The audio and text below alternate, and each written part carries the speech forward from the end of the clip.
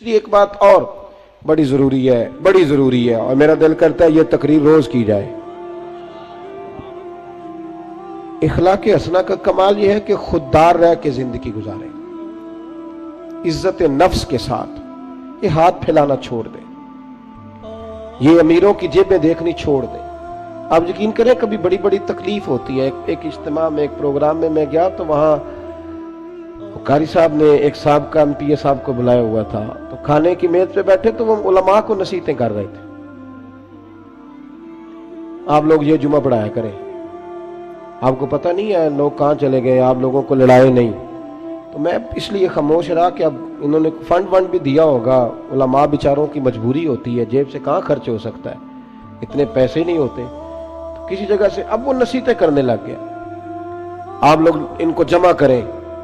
کیوں بھلا؟ اس لیے کہ اگر خودداری ہو نا تھوڑے پہ گزارے کا تو پھر ان جیسے لوگوں کی ضرورت نہیں پڑتی۔ یہ جب ان سے کوئی تھوڑا سا آپ توقع رکھتے ہیں پھر یہ ظلم کرتے ہیں۔ تھوڑی دیر کے بعد پھر کہنے لگا جی میں آپ کو مضمون دیتا ہوں اگلے جمعے کا،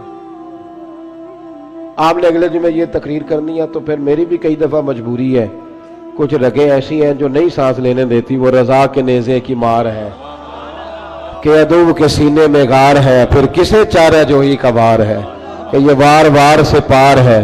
تو کئی دفعہ مجبوری ہوتی ہے نا، اٹ سٹ تے پکھڑا کوار گندل اسی اور بھی بوٹیاں جاننے ہیں، تو وہ مطلب اس نے سمجھا کہ سارے ہی ایسے ہیں۔ تو کہنے لگا جی پھر بولے آپ وعدہ کرتے ہیں، میں کہا چوری صاحب کی کم کر دے ہو، کہندہ پانڈے بنانے، میں کیوں ہی بنایا کرو تیان نال، یہ علماء کے معاملات میں مداخلت بند کر دے، آپ کو کیا پتا کیا موضوع بیان کرنا ہے، آپ علماء کو مشورہ دیں گے جائے کام کریں اپنا۔ کبھی کسی نے اٹھ کے پائلٹ کو مشورہ دیا ہے کہ جہاز صحیح چلا، اس کے پاس ٹریننگ ہے، وہ مرضی کرے گا، جس طرح کا اس کا دل کرے گا وہ چلائے گا۔ کبھی کسی نے بس کے ڈرائیور کو اٹھ کے مشورہ دیا ہے کہ یہ والا گیئر لگا، گاڑی یہ گیئر مانگ رہی ہے۔ آپ خدا کا خوف کریں، یہ 8 سال مدرسے میں پڑھا ہے، اس کو پتہ ہے اس نے کیسے کر کے دین چلانا ہے۔ اور علماء نے الحمدللہ علماء یہ جتنی آپ کو کہتے ہیں جی مولویوں نے کیا کیا ہے، تو میں نے کہا مسجدیں کم ہوتی ہیں، قرآن سنانے والے زیادہ ہوتے ہیں، یہ علماء کی محنت ہے اللہ کے فضل سے۔ ہر مسجد میں اذانیں ہوتی ہیں، جمعے کا خطبہ ہوتا ہے، یہ علماء کی محنت۔ اور پھر میں نے ان سے قبلہ سے بھی عرض کی، میں نے کہا چھوڑ دے آپ ہمیں بلائیں، مسجد والا سپیکر چلائیں، اب کوئی بندوبست نہ کریں، آپ مسجد کی چٹائیاں بچھائیں، ہم کو محتاج ہے کہ ہمیں بہت زیادہ بندوبست ہوگا تو نوٹ گریں گے تو تب بھی تقریر ہوگی، یہ رسول اللہ کا دین ہے۔ اگر کفار مکہ کے مجمع میں کھڑے ہو کے اکیلے جناب ابو بکر صدیق مصطفیٰ کی شانیں بیان کر سکتے ہیں تو ہم بھی ہر جگہ کھڑے ہو کے بیان کر سکتے ہیں، کوئی ایسا مشکل کام نہیں ہے۔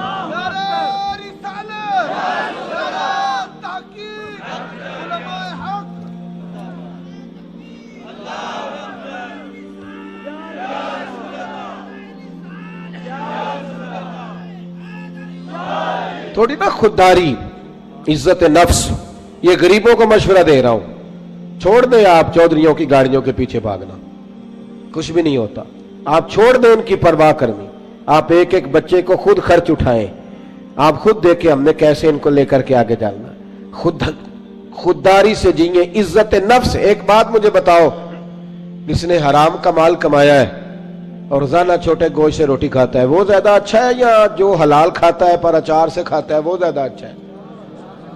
آپ عجیب بات کرتے ہیں میاں۔ میرے ابا جی سے ایک دفعہ میں نے پوچھا ابا جی آپ کو پسند کیا ہے؟ کہنے لگے جدو پتر بھوک لگی ہوئے تو ہر شے پسند ہوندی ہے، تے نہ لگی ہوئے تو نخرے ہی ہوندے نے، اور دوپہر کو بھوک لگی ہو تو اچار بڑا چسکا دیتا ہے، کبھی کھا کے دیکھیں، شرط یہ ہے کہ بھوک لگی ہو، چٹنی کی جو لذت ہوتی ہے وہ اور ہوتی کوئی نہیں۔ آپ مہربانی کریں، گڑ سے بھی روٹی گزر جاتی ہے، میں نے الحمدللہ خود پیاز سے کھانا کھایا۔ میں دوپہر کو گھر آیا اسکول سے تو اماں جی سے پوچھا اماں جی روٹی ہے؟ کہنے پتر کوئی نہیں، تو میں نے کہا میں نے کھانا کھانا ہے، تو اماں کہنے لگی بیٹے 2 ہی حل ہے، یا تو میں کسی سے قرض لوں اور تمہارے لیے 2 ٹائم سالن پکایا کروں، اور یا پھر تم سیانے ہو جاؤ۔ تو میں نے کہا جی نہیں آپ قرض نہیں لیں، آپ بتائیں کیا کرنا ہے؟ تو کہنے لگی تمہارا ابا کھا کے گیا ابھی پیاز کے ساتھ روٹی، گزر جائے گی؟ میں نے کہا آپ لائیں انشاءاللہ گزرے گی، کیوں نہیں گزرے گی، حلق سے گزرے گی، کیا اس میں حرج ہے؟ آپ اپنی مٹی پہ چلنے کا طریقہ سیکھیں، کسی کے سنگ مرمر پہ چلو گے تو پھسل جاؤ گے۔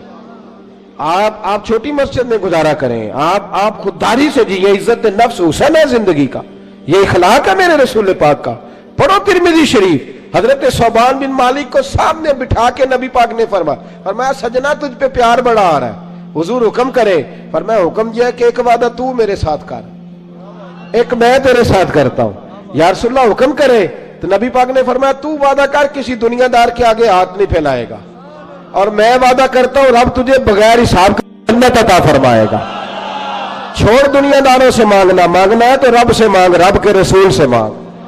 آپ یہ کیا بات کرتے ہیں بھائی؟ وہ ایک شاعر تھا نا, کبھی گزر رہا تھا پاس سے, تو یہ شاعر ناراض نہ ہو جائے, میرا بڑا اچھا شعری ذوق ہے.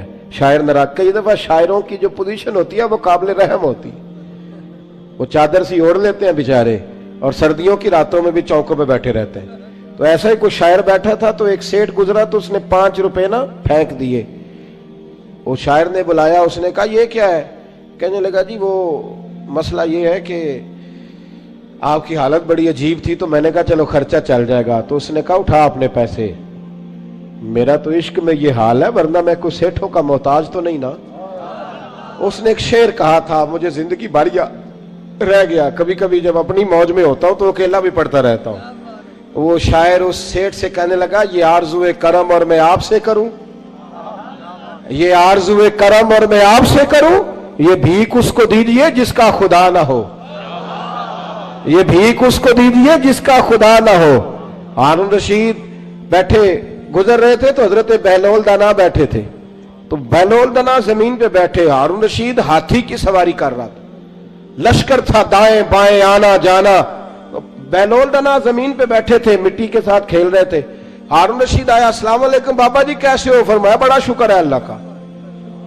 یہ شکر ہوتا ہے مزیدار قسم کا. میں نا مدرسے میں لگے ہوئے تھے مستری, تو ایک طالب علم بڑا پریشان رہتا تھا کہ روٹی جو ہے نا وہ اس طرح کی پکنی چاہیے. تو میں نے اس کو بلایا کھڑکی سے, میں نے کہا ادھر آ تجھے ایک منظر دکھاؤں. وہ مزدور نا دوپہر کو روٹی لاتا ہے, ساتھ دیہڑی لگا ہوتا ہے نا جو, تو میں نے کہا وہ دیکھ مزدور کھانا کھانے لگا ہے.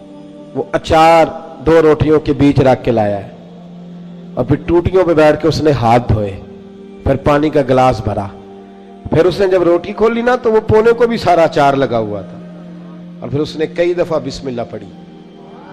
اور پھر جب وہ روٹی کھا رہا تھا, روٹی کھا کے پھر اس نے پونا لپیٹا, اور اس کی آنکھوں میں ریت تھی, پر جب وہ شکر ادا کر رہا تھا نا, اور ہاتھ باندھ کے آسمان کی طرف دیکھ رہا تھا, تلفظ تو اتنا اچھا نہیں تھا اس کا, پر اس کی باڈی لینگویج کہہ رہی تھی جو بیان کر رہا ہے نا وہ روحوں سے بیان کر رہا ہے, وہ اندر سے آواز آ رہی ہے اندر سے. یہ 300 روپیہ شام کو مزدور کو دیہڑی ملتی ہے, تو وہ 3 دفعہ ہاتھ صاف کرتا ہے, پھر بسم اللہ شریف کہہ کے پکڑتا ہے. تو جو خطیب صاحب کہتے ہیں کہ وہ 35,000 اکاؤنٹ میں کرا دینا, انہوں نے تو کبھی بسم اللہ نہیں پڑھی. یہ جب آپ ایسے نوٹ پھینکتے ہو تو کبھی نعت خواہ کو دیکھا بسم اللہ پڑھتے ہوئے؟ سوال ہی نہیں پیدا ہوتا. اس کو تو پتہ ہے کہ اب کون سا شعر ہے جو بار بار پڑھوں گا تو اس پہ نوٹ آئیں گے, اس کو تو پتہ ہے.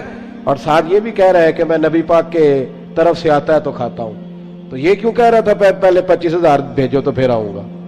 اس کی کیا ضرورت تھی؟ اگر تو حضور کے نام پہ کھاتا ہے نا تو پھر سیٹھوں سے سوال کرنے کی ضرورت ہی نہیں.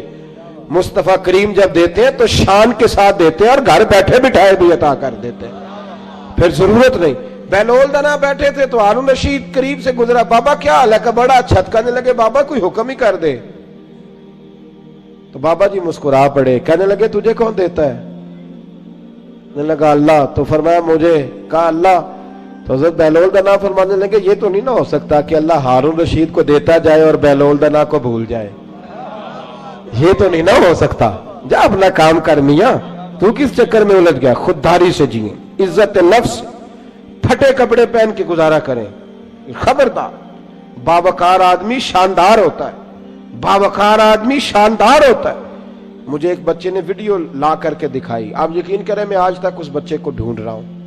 کوئی غریب کا بچہ سڑک پہ پینسلیں بیچ رہا تھا, تو کسی نے اس کو کہا, یہ اسی وطن کی بات, کسی نے اس کو کہا یہ بیٹے 100 روپیہ لے لو. تو کہنے لگا نہیں میرے ابا نے منع کیا ہے. اس نے کہا پینسل کی مزدوری لینا, مسواک بیچ لینا, لیکن پتر کسی سے 100 روپیہ نہیں لینا, پھر مانگنے کی عادت ہو جاتی ہے, پھر انسان کو مفت کے دسترخوان پہ مزہ آتا ہے. حضرت سالم بن عبداللہ بن عمر, جناب عمر کے پوتے, طواف کعبہ کر رہے تھے, بیت اللہ کا طواف کر رہے تھے. तवाफ करते करते खाना काबा के दरवाजे के सामने मकाम मुल्तजिम के पास खड़े हुए तो खलीफा अब्दुल मलिक बिन मरवान आ गया। अस्सलामु अलैकुम के बाद कहने लगा, हुजूर मैं गवर्नर हूं मक्के का, कोई हुक्म हो तो बताइएगा। तवाफ मुकम्मल हुआ है, खाना काबा के गेट के कोई हुक्म? तो हज़रत सालिम बिन अब्दुल्लाह फरमाने लगे, यार तुझे किस पागल ने गवर्नर बना दिया है, किस बेवकूफ ने तुझे ये ओहदा दिया है? कहते मुझे भी कोई मर्द पहली दफा मिला था, मेरे पैरों तक पसीना आ गया, मैं खिदमत पूछने आया तो उन्होंने क्लास लगा दी, किस बेवकूफ ने तुझे गवर्नर बनाया? मैंने कहा हुजूर क्या हुआ? कहने लगे तू अजीब आदमी, अल्लाह के घर में आके बैतुल्लाह के सामने खड़े होके रब करीम के घर के दरवाजे के पास आके भी मैं दुनियादारों से मांगूंगा, यहां आके भी मैं नवाबों से सवाल करूंगा, चल दौड़ जा। वो कहते मैं कांपने लग गया कि ये किस मर्द से मुलाकात हो गई है। यहां तो आपको पता है ना, अल्लाह खैर करे, मुसल्ले के नीचे जो मर्जी रख दो, कोई हाल ही नहीं, इल्ला माशाअल्लाह। कहते हैं कि किधर से आ गया तू, चल दौड़। फरमाते हैं कि मैं ना बड़ा परेशान हुआ। वो खलीफा कहते हैं मैं वहां से फारिग होकर तो बाहर निकल गया, मस्जिदुल हराम से बाहर, जैसे आज लोग बाबे अब्दुल अजीज से बाबे फहद से बाहर निकलते, कहते बाहर आ गया, वहां खड़ा हुआ तो हजरत वहां आए। मैंने कहा हुजूर अब तो बैतुल्लाह सामने नहीं, अभी कोई हुक्म कर दें। तो मुस्कुरा पड़े, कहने लगे तुझे बड़ा शौक है तो बता, तुझसे दीन मांगू कि दुनिया मांगू? मैंने कहा हुजूर दीन तो आपके पास है, मेरे पास तो दुनिया ही है। तो हंसने लगे, फरमाने लगे दुनिया तो मैंने उससे कभी नहीं मांगी जिसने दुनिया बनाई है, मैं तो उससे भी उसके महबूब के दरवाजे की गुलामी मांगता हूं, मैं तो कभी उससे दौलत नहीं मांगने गया तो तुझसे मांगूंगा?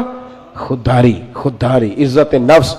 मेरे गरीब का मसला यह है कि मेरा अमीर कहता है कि ये रेट ले लेगा, वोट दे देगा, गली बनवा लेगा, वोट ले लेगा। ना ऐसा करो, खुददारी से जीना सीखो।